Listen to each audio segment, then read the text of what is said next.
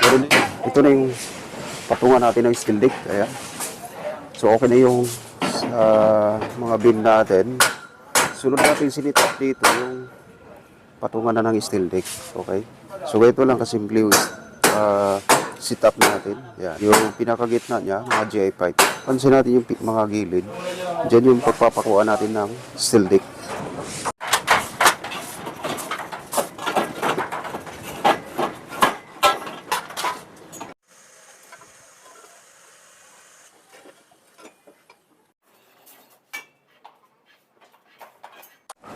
Ito yung part ng zero ball.